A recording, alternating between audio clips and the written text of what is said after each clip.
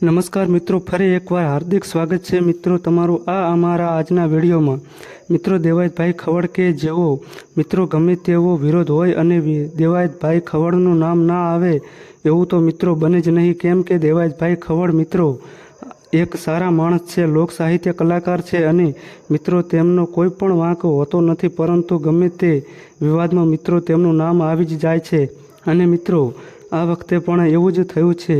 અને મિત્રો તેમના પરમ મિત્ર એવા જિગ્નેશભાઈ કવિરાજ કે જેમણે દેવાયતભાઈ ખવડ વિશે મિત્રો શું કહ્યું, વિડીયો છેલ્લે સુધી જોજો। વિડીયો ગમે તો વિડીયોને લાઇક કરી અને આ અમારી ચેનલમાં નવા આવ્યા હોય તો ચેનલને સબસ્ક્રાઈબ કરતા જાજો મિત્રો।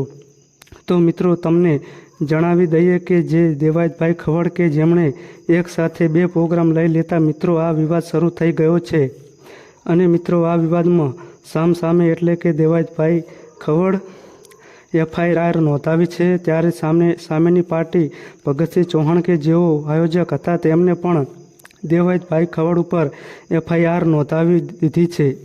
અને મિત્રો આ વિવાદમાં હવે શું થશે, કોની જીત થવાની કોની હાર થવાની મિત્રો એ તો જોવાનો આવનારો સમય બતાવશે। મિત્રો તમને જણાવી દઈએ કે જે દેવાયતભાઈ ખવડ છે કે જેમની મિત્રો ગાડી તોડવામાં આવી હતી અને મિત્રો આયોજક એટલે કે ભગતસિંહ ચૌહાણે દેવાયતભાઈ ખવડ ઉપર આરોપ લગાવ્યો છે કે દેવાયતભાઈ ખવડે તેમની પાસેથી 8 લાખ રૂપિયા લઈ પ્રોગ્રામ કર્યો નથી। ત્યારે મિત્રો દેવાયતભાઈ ખવડ એમ કહે છે કે મેં આયોજક એટલે કે ભગતસિંહ ચૌહાણ પાસેથી એક પણ રૂપિયો લીધો ન હતો, હું તો ખાલી સંબંધ સાચવવા માટે આ પ્રોગ્રામ કરવાનો હતો।